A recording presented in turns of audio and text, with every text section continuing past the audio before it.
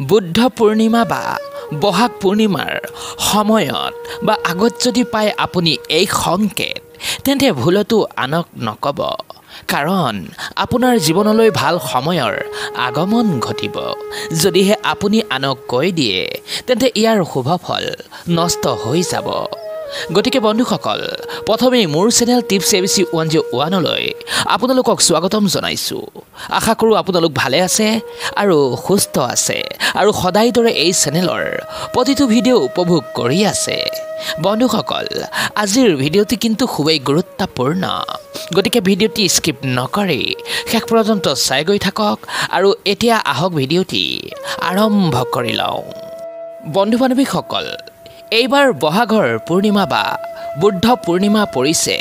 12 মে সোমবাৰে এই পূৰ্ণিমা কিন্তু সকলো পূৰ্ণিমাতকৈ অলপ বেলেগ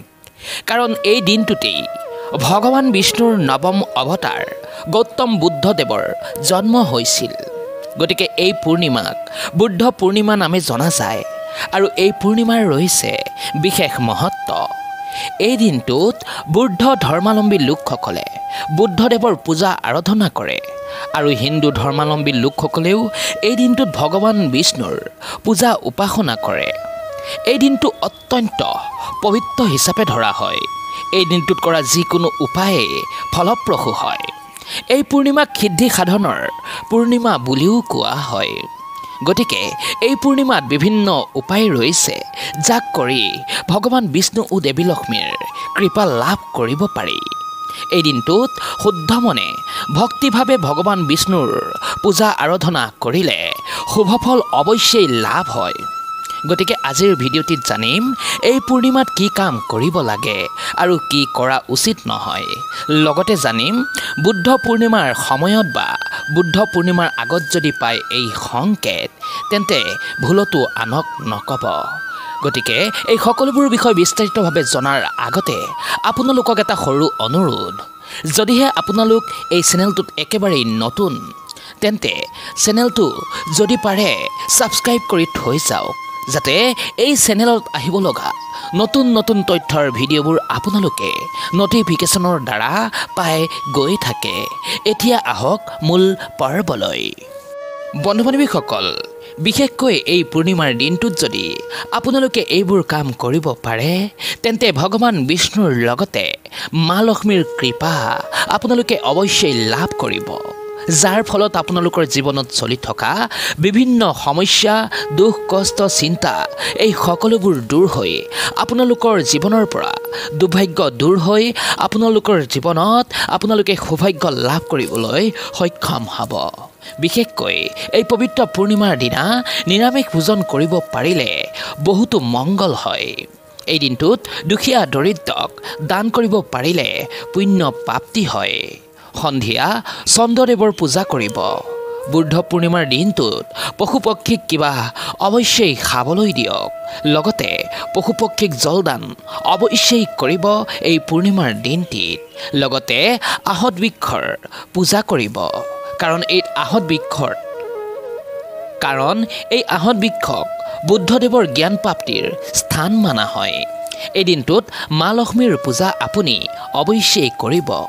এই সকলোবোৰ দ্বাৰা জীৱনৰ পৰা দুখ কষ্ট ও সমস্যা দূৰ হ'ব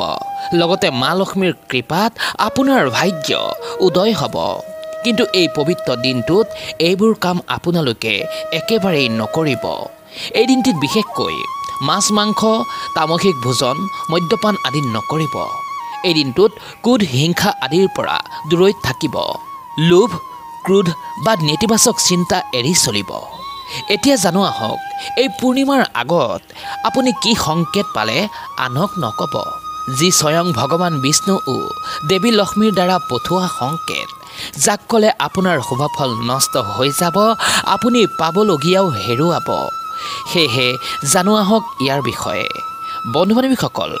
1 নম্বৰতে হৈছে বুদ্ধ পূৰ্ণিমাৰ আগত যদি আপোনাৰ ঘৰলৈ প্ৰায় চৰাই আগমন ঘটে আৰু যদি সেই চৰাই নীলকণ্ঠ চৰাই হয় তেন্তে আৰু ভাল হয় এই পক্ষী বা চৰাই আপোনাৰ ঘৰলৈ আগমন হ'লেই আপুনি বুজিব যে আপোনাৰ জীৱনলৈ ইতিবাচক শক্তিৰ প্ৰৱেশৰ ইংগিত আহিছে আপোনাৰ বাবে ভাল সময়ৰ আগমন হ'ব। বন্ধু-বান্ধৱীসকল, পূৰ্ণিমাৰ আগত যদি আপুনি কোনো অপূৰ্ব সুগন্ধি অনুভৱ কৰে, অৰ্থাৎ এই পূৰ্ণিমাৰ সময়ছোৱাত যদি আপুনি কোনো অপূৰ্ব সুগন্ধি অনুভৱ কৰে, যাক আন কোনোৱেই নাপায়, কেৱল আপুনিহে পাইছে, তেন্তে ই দেৱী ও দেৱতাৰ উপস্থিতিৰ স্পষ্ট লক্ষণ হ'ব পাৰে। লগতে এইটো বুজায় যে আপুনি আধ্যাত্মিক মুহূৰ্তৰ ভিতৰত আছে। এনে যদি অপূৰ্ব সুগন্ধি আপুনি পায়, তেন্তে ভুলতো আপুনি আনক নক'ব। বন্ধু-বান্ধৱীসকল, 3 নম্বৰতে হৈছে, যদিহে ঘৰলৈ এই সময়ত কোনো দুখীয়া অসহায় ব্যক্তি বা কোনো ভিক্ষুকে কিবা বিচাৰি আহে, তেন্তে ই ভগৱানৰ পৰীক্ষাও হ'ব পাৰে। ই আপোনাৰ কৰ্মৰ দুৱাৰ খোলাৰ ইংগিতো হ'ব পাৰে। গতিকে এনে ব্যক্তি আহিলে আদৰ সাদৰ কৰি যি পাৰে সাধ্য অনুসাৰে দান কৰিব আৰু পাৰিলে কিবা অৱশ্যেই খুৱাই পঠাব। ইয়াৰ ফলত আহিব লগা সময়ত আপোনাৰ দুৰ্ভাগ্য গুচিব